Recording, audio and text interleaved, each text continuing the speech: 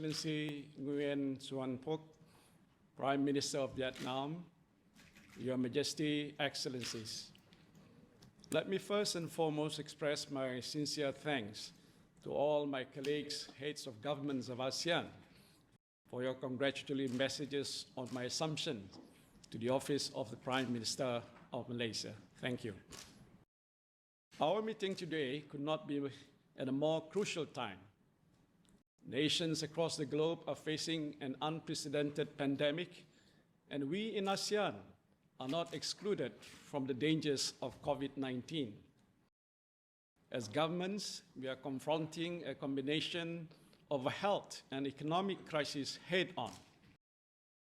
For people around the world, more than a quarter have been confined to their homes due to the various levels of movement restrictions imposed by the governments.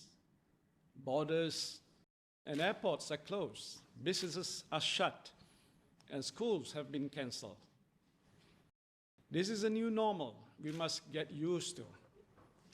These are extraordinary times, and a coherent multi-sectoral, multi-stakeholders, whole of ASEAN approach is critical in ensuring our timely and effective response to this pandemic. This is a war against an invisible enemy, and the aftermath will result in a new global landscape. The world will never be the same again, and we in ASEAN must acclimatize ourselves with what is going to be the new global order, simply put, the new normal. Your Majesty, Excellencies, Malaysia is deeply concerned with the rising number of COVID-19 cases in our region, as ASEAN has witnessed a rapid escalation of infections in the past few weeks. Globally, the situation is just as bad, if not worse. Undeniably, Malaysia is not spared from the ravages of COVID-19. In our efforts to fight against the coronavirus, we have put in place several key strategies to address critical health, economic, and social issues brought about by the pandemic. Just 1 month ago, on the 16th of March, my government decided to impose a movement control order, the MCO, which directed the closure of non-essential government and private sectors, a prohibition of mass movements and gathering, and a strong advice for Malaysians to stay at home. In addition, Malaysia has also mandated all our citizens returning from abroad to undergo a compulsory quarantine for 2 weeks. On screening and testing, we are aggressively increasing our capacity to conduct even more tests per million capita, followed by rigorous contact tracing and treatments to all patients, regardless of their levels of symptoms and illnesses. I understand that more tests may result in higher reported infections, but it is needed to ensure we swiftly detect and treat those infected. As of yesterday, our mortality rate stands at 1.6% as compared to the global average of 6.1%. And this pandemic is about saving lives and making sure our Malaysians who are infected get the appropriate treatment and recover fully. On that note, we have provided much needed support to our Ministry of Health by approving 1.5 billion ringgit for them to increase the capacity in screening and further intensify treatment for those infected. And this will help in obtaining more test kits, ventilators, and personal protective equipment. On behalf of Malaysia, I would like to thank our friends in ASEAN who have contributed test kits and medical equipment in our times of need. It is times like these that we truly appreciate how valuable all the assistance rendered by our ASEAN friends, and this is what makes us different than other regional groups around the world. Your Majesty, Excellencies, initially, our urgency focused on saving lives, but now we are much focused on our economy. The livelihoods of our citizens depend greatly on commerce, and we understand that our people are going through tough times. Global trade has slowed down, and some businesses even at a standstill.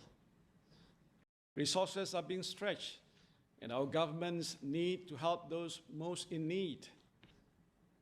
In this regard, Malaysia announced 3 stimulus packages worth 260 billion ringgit, or 64.6 billion US dollars, to cushion the impact of COVID-19 on our people and businesses. And these stimulus packages have a face value of 18.1% of our nation's gross domestic product, which includes loan repayment deferments, wage subsidies, cash handouts, and even free internet for our people for the next few months.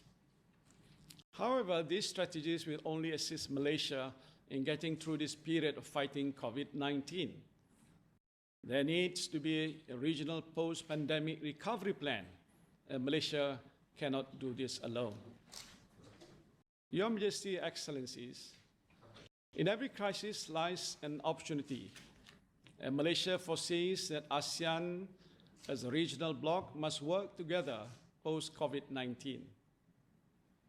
All our nations are facing similar complications, and we must work together to ensure no one is left behind. Looking ahead, Malaysia would like to propose that our economic ministers have an immediate discussion to begin shaping an ASEAN economic recovery plan, which focuses not just on the financial aspects of our economies, but also on social welfare, safety nets, food security, and education for our peoples.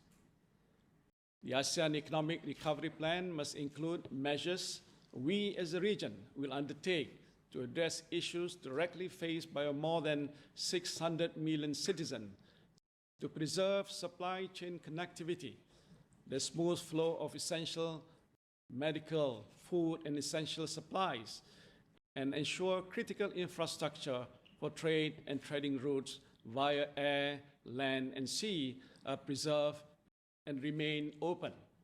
We must also guard against the imposition of unnecessary restriction on the flow of medical, food, and essential supplies. As a region, Malaysia urges our ASEAN member states to reinforce ourselves in facing a new landscape in our region. We must not allow ASEAN to revert back to our comfort zone, but make ASEAN emerge as a new growth center, a new powerhouse, not just for our 600 million people, but for the world. Your Majesties, Excellencies, Malaysia also expresses its support for the establishment of the COVID-19 ASEAN Response Fund to expand the scale of existing emergency stockpiles for any future pandemics we may face as a region. We must further develop our regional reserves of medical supplies, as well as utilize relevant ASEAN reserve warehouses to support the needs of ASEAN member states in public health emergencies. The various ASEAN mechanisms and structures platform led by or hosted by Malaysia, such as the ASEAN Emergency Operations Center Network for Public Health Emergency, ASEAN EOC Network, and ASEAN Risk Assessment and Risk Communication Center, ARACRC, have proven that we are able to work swiftly in finding solutions to this crisis. Let me assure Your Majesty and Excellencies that Malaysia stands ready and resolute with ASEAN to combat this pandemic together. I am confident that with solidarity, vision, and leadership, we can unite and get through these dark times together. As a region, we have faced multiple crises before this, and I believe we will once again overcome this and emerge stronger than ever. God willing, inshallah. Thank you.